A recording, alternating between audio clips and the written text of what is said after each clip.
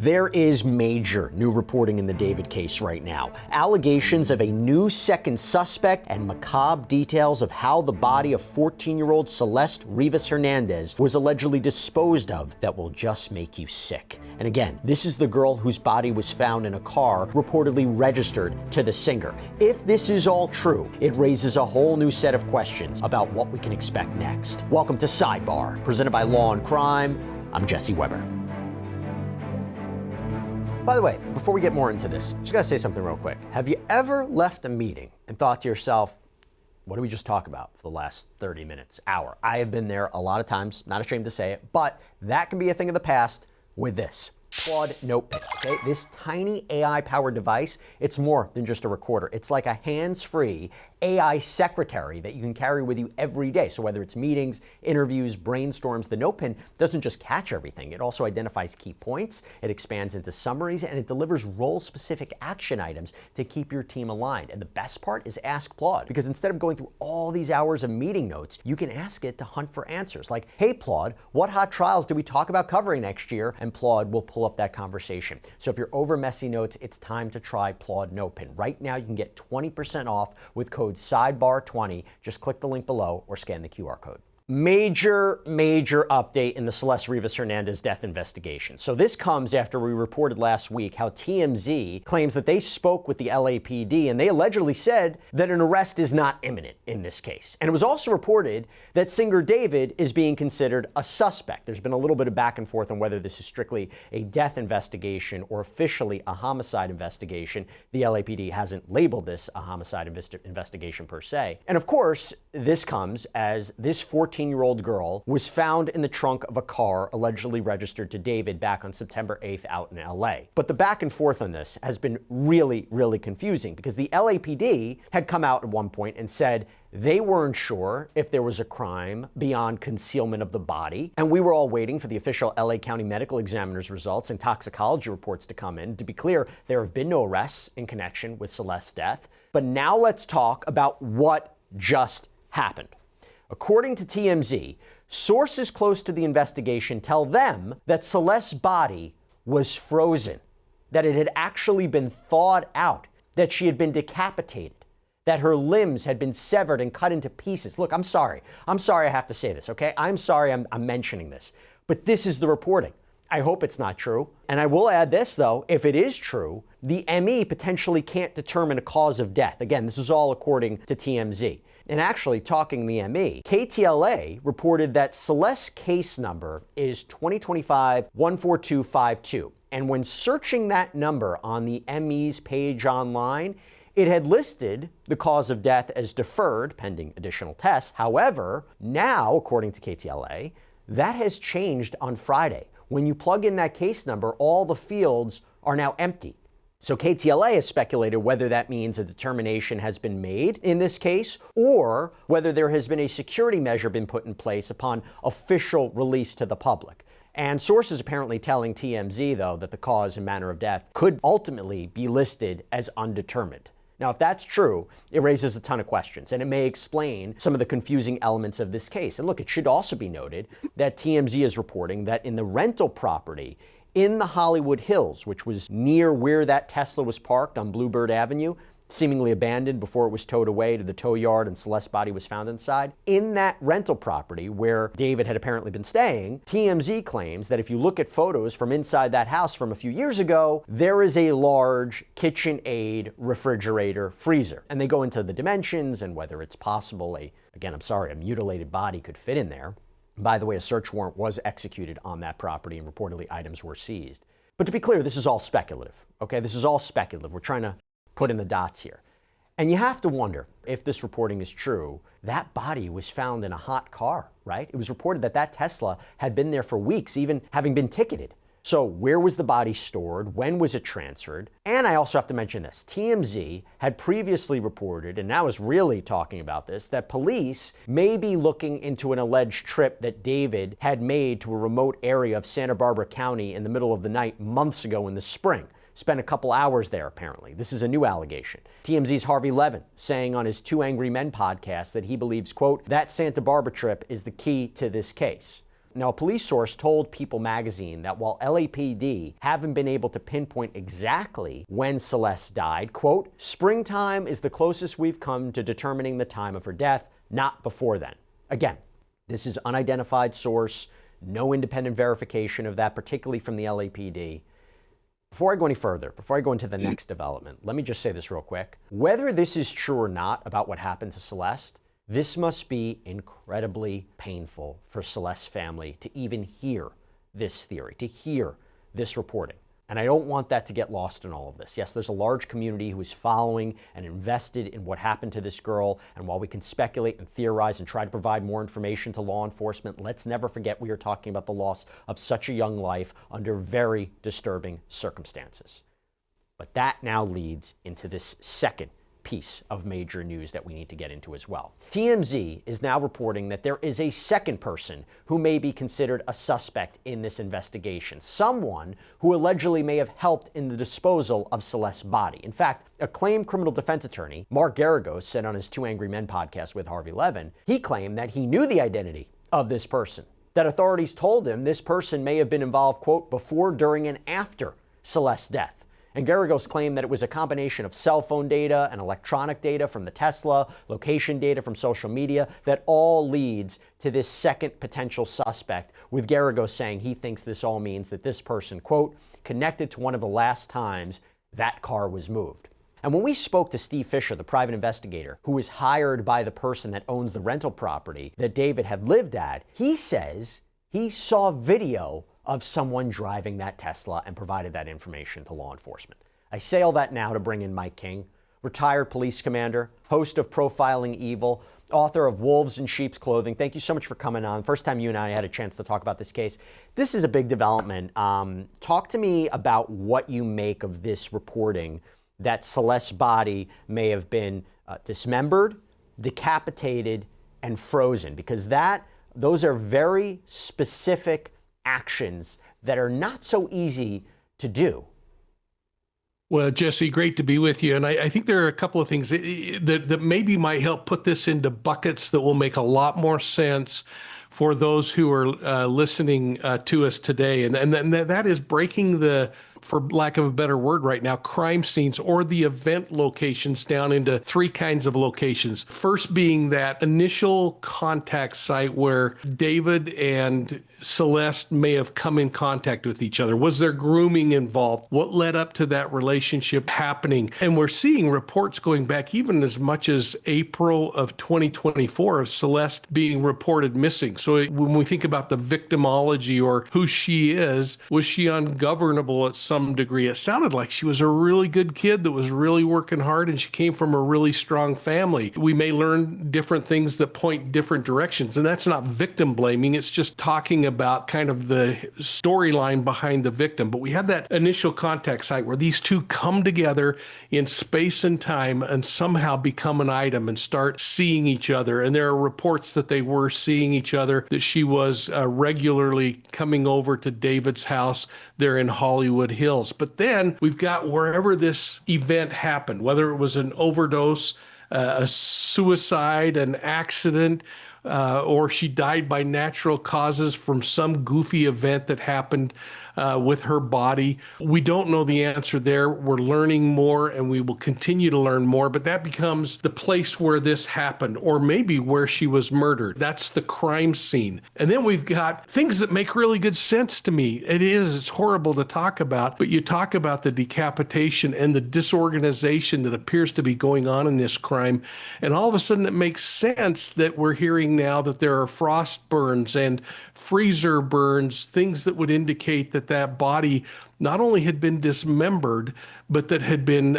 frozen. And if it's that refrigerator freezer in the house or a freezer in the garage or some other place, it makes sense if they were so disorganized in either trying to hide her body or hide a crime that they may try to dismember her and freeze her there. Let me get into that. And just so everyone's clear, the LAPD hasn't confirmed what exactly the relationship between Celeste and David was. There have been unconfirmed reports that the two were in a relationship. There's alleged images and video of them together. Again, we can't say with certainty. But going to the freezer, if you have a body that's recovered in the tow yard that's in a state of thawing, how long did the body have to be frozen for? And I'm sorry to talk in such cavalier, it's just we have to be clinical about this. How long was the body frozen for, and how long could it be out of the freezer if it's still in a state of thawing? And I don't even know when the body would have been put in the car, right, for this to happen, but can a body be frozen in such a state that even if you take it out into the heat, into a trunk, it can still be in a state of thawing for quite some time? I mean, do you know that? Yeah, I'm troubled by that as well. And I wonder if it's some inaccurate reporting or some assumptions that are being made, and then we're kind of dogpiling on the reporting. Right. What seems to be more scientific is that there is evidence that the flesh was freezer burned, that there were marks, and we all understand what that looks like. And again, we've got to keep in mind this vehicle, if I remember right, was recovered, towed off of the street on September 3rd. She very minutes before that, or hours before, was placed in a frozen state inside of the vehicle. Unless she was somehow preserved in there with ice and other kinds of things, I don't know how she could remain frozen for the 5 days that she sits in the sun baking under a tin roof of a Tesla and still be frozen. So I'm thinking there's probably some inaccuracies there, but we might learn something that really clarifies all of that. But over 5 days, I don't know of anything that would remain frozen for that long without some kind of ice pack or other things to keep it in that condition. But can the body be in such a state that they don't know what happened to her? You heard me talk the back and forth about the ME. The results apparently haven't come in. There are those who are wondering, okay, well, maybe a security measure is being put in place. Maybe they're trying to prepare the public before they release this information. Or is it going to be undetermined? Can the body be in such a state that they do not know if this is a homicide? They do not know if this is something else. Is that a possibility? So I think there are a couple of things to consider here. Again, is whether we're premature on what we're trying to theorize on. But what's very clear to me is that during the autopsy and all of the testing that will be done, they're going to be able to determine some things that might lead toward homicide. Broken hyoids, you think back to the old days of looking at just those kinds of criminal cases. Or there may be some toxicology that comes back that says, hey, this individual has a drug introduced that is not consistent with self-introduction of drugs or other things. So maybe they will find a way to say, there are toxicology or physical abnormalities that suggest that this individual was suffocated or strangled or had bones broken, the things that are consistent. And they're going to be able to tell the difference between postmortem and before death, whether those injuries occurred. And all of those could point toward things like a homicide case. They may find that there are drugs in her system, and those drugs would be self-administered drugs, or maybe it was an accident that occurred. So all of that, I think, is going to come out in the course of the investigation. But bottom line is it possible that they could walk away from this thing saying, we don't know how she died because of the state of decomposition? Absolutely. But I still hold hope that there's a lot of good evidence there. But there could be an arrest, even if cause and manner are undetermined, right? Absolutely. And I'm frustrated by a number of things that we don't seem to be talking about. Number one is if there was grooming or anything on social media or in their communications through digital methods that suggest this child's being groomed, that could be criminal charges from those kinds of things. There could be criminal charges from the desecration of the body. There could be criminal charges from trying to move the investigation in different directions or to compel witnesses to do things. So there are a lot of things outside of a homicide charge that still need to be considered in a case like this. This idea of what happened to her, and you couple this with this idea of this alleged Santa Barbara trip, where there's now a theory that perhaps what happened to her happened in this area, this remote area. We don't know for sure. And then you couple this with the reporting that there could be a second suspect who may have helped with the disposal, allegedly. Does that make sense to you? If we're talking about a body that was in this state, if we take it all as true, decapitated, decomposed, dismembered, frozen, is it seem more likely than not, then this has to be more than one person involved?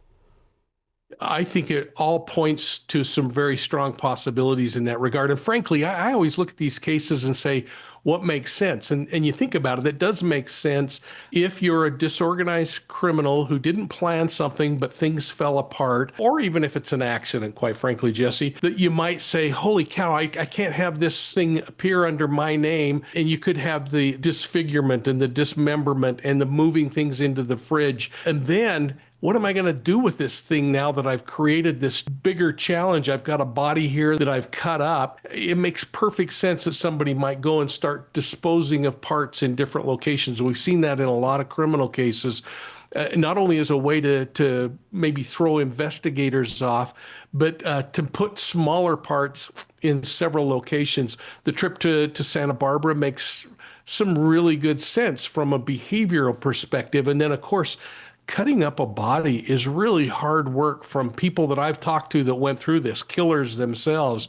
It is a massive amount of work. And then if you have somebody of influence who's saying, hey, I've got all these underlings that I can send to do some of my dirty work, and incidentally, do it during a time period when I'm going to be away on tour. And again, this is all alleged about whether David is involved in this or not. But what a perfect alibi in some people's mind to think, hey, look, I was completely across the countryside when this happened.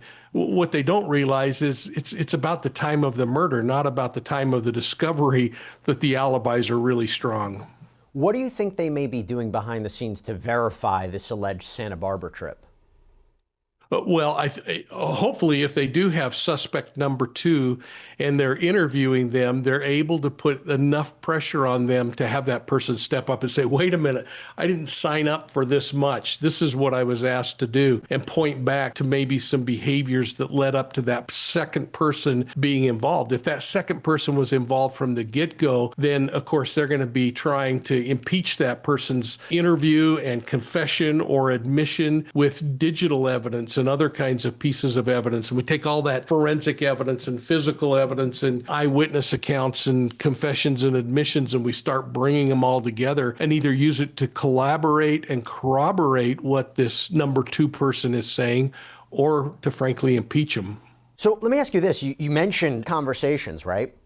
According to People magazine, there is a police source that has come out and corrected the record and said that David is not cooperating with authorities and hasn't been from the start, that they haven't even interviewed him. Now, we don't know this for sure, but that would be very different than what we previously understood, because his representative reportedly told NBC Los Angeles that David was fully cooperating. And we know he canceled his tour dates. He reportedly hired a high-powered criminal defense attorney, Blair Burke. Both he and Burke, though, have been radio silent throughout this whole investigation by all accounts. If that is true, what are your thoughts on that, Mike? Well, again, it all seems to make sense, doesn't it? Number one, this is a high-profile individual, probably immediately sought out legal counsel. And if, in fact, this young woman was murdered or died by accident back in the springtime, had plenty of time to start putting a bunch of pieces in place. And of course, I don't know a defense attorney out there that would say, if they were representing someone like this, go talk to the police and tell them everything you know. They might just say, no, let's see from the law enforcement side of things what they have, and then we'll respond. How can you reconcile everything that I just mentioned, right? The reports of Santa Barbara trip, alleged second suspect, new details about what happened to Celeste. Again, these are allegations. This is based on reporting. It's not like LAPD has come out with this at first. But assuming for the moment all of this is true, how do we reconcile all of this with what TMZ reported last week, that the LAPD told them an arrest is not imminent? Now, either LAPD is not being forthcoming, or there's some missing gap here. What am I not understanding? It might boil down to just logistics too, Jess, that the idea is that the law enforcement folks understand that they've got a long uphill trail that they've got to cross with the getting all of the toxicology done on this individual, getting the autopsy completed, getting a cause of death, getting witness statements, collaborating. I guarantee there are probably now hundreds of search warrants that have been issued from a digital perspective on vehicle telematics and cell phones and other things. And they're going to be going through Ring cameras and doorbell cameras and CCTV across the city. There is so much work that needs to be done. that I would want to say something like that in order to just let the public know, because the public's going to start demanding, hey, wait, why aren't you doing something? Well, I can just about promise that they are doing a lot right now. And they probably are like a whole batch of ducks sitting on the water that look pretty calm, but their feet are going 100 miles an hour. I want to go back to the family before we wrap things up. This is devastating details. We don't know if it's for terrible. sure. I mentioned that they have to go through this.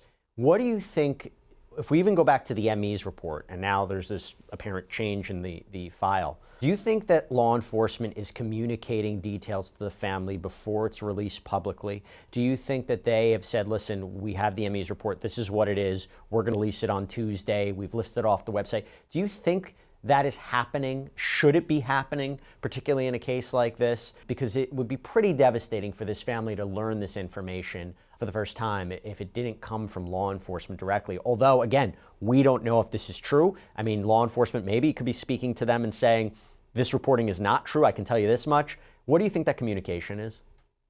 Well, number one, this is a police department that's built around a whole bunch of professionals that have a lot of experience in these death investigations. And when you're dealing with an unequivocal death, you've got to move carefully. But they also are an agency, the Los Angeles Police Department, that has victim advocacy. They have people who are dealing with the family and trying to take care of that part of allowing them with enough information to know that something's moving forward. But it would be, in my opinion, really an improper move to let the family know anything that's happening in the investigation that could cause problems for the investigation down the road, including alerting them to whether they're developing a suspect more strongly in one area or another, or a theory in one area or another.